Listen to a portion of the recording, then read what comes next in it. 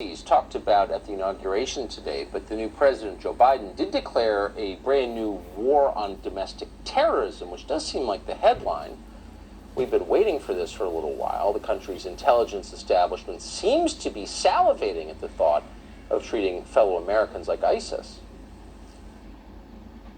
Know, looking forward, that the members of the Biden team who have been nominated or have been appointed are now moving in laser-like fashion to try to uncover as much as they can about what looks very similar to insurgency movements that we've seen overseas, where they germinate in different parts of the country and they gain strength, and it brings together an unholy alliance frequently of religious extremists, authoritarians, fascists, bigots, racists, nativists, even libertarians. And unfortunately, I think there has been this momentum that has been generated as a result of, unfortunately, the demagogic rhetoric of people that's just departed government, but also those who continue in the halls of Congress.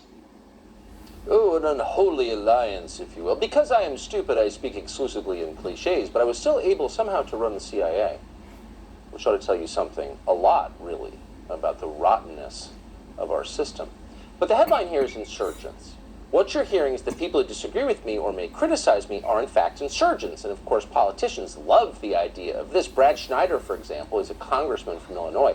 He's introduced something called the Domestic Terrorism Prevention Act to make it a lot easier to spy on the Americans who are paying for the spy agencies. Watch. Would you like to see more monitoring of radical domestic movements? Well, the short answer is yes. That's the purpose of this bill. Yeah. Short answer is yes, purpose of this bill. Glenn Greenwald is the most independent of independent journalists. He writes on Substack, where we hope you support him. He joins us tonight. Glenn, this is starting to make me a little bit nervous. Do the rest of us have cause to be concerned about this trend? Absolutely. A lot of times if you warn of a danger, you have to piece things together in order to demonstrate that it's actually coming. In this case, you don't have to.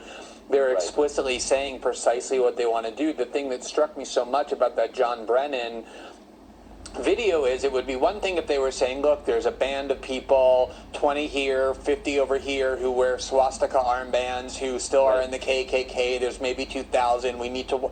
That's not what they're saying. What he's saying is the exact opposite. Every group he lifted, even libertarians. It's essentially he's defining the insurgency as anyone who has an ideology other than neoliberalism. In other words, other than the ruling class view that is about to congeal and merge with the power of the state. And what they're talking about explicitly, Tucker, is using the tools that they used to take ISIS off the internet, the tools that they used to destroy Al-Qaeda. They're talking about it as a second war on terror. And that first war on terror, no matter what your views were originally at the beginning of 9/11, ended up eroding not civil liberties just elsewhere, but here at home as well. One that is born by name of being a domestic war on terror designed to essentially criminalize any oppositional ideology to the ruling class. There is literally nothing that could be more dangerous, and it's not fear-mongering or alarmism to say it. There are bills pending by Adam Schiff as well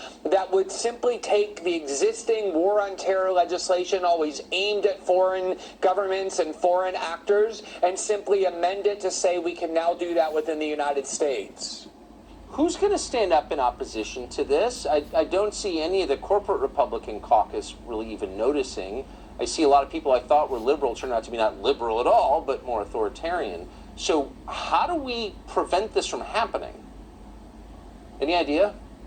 Well, one of the things I'm really hoping for is that we can finally get out of enough people believing that the way to understand Washington is Democrat versus Republican, and that you side with one team and believe they're on your side and defending your interest and the other team is your enemy.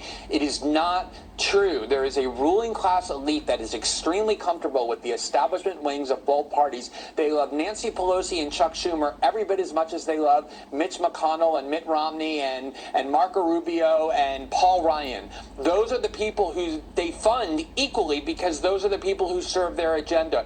Then there's a whole other huge group of people at whose expense they rule, and some of them consider themselves on the left and some consider themselves on the right, and it's time to break down those barriers. I was super enthused to see a group of 8 left-wing politicians, including Rashida Tlaib and Ilhan Omar and others, say we will not allow a new war on terror because we know how dangerous it can be. Let them stand with right-wing members to break down this artificial, false, fraudulent prism that the way to understand Washington is thinking that one of the two parties is on your side. Neither of them is.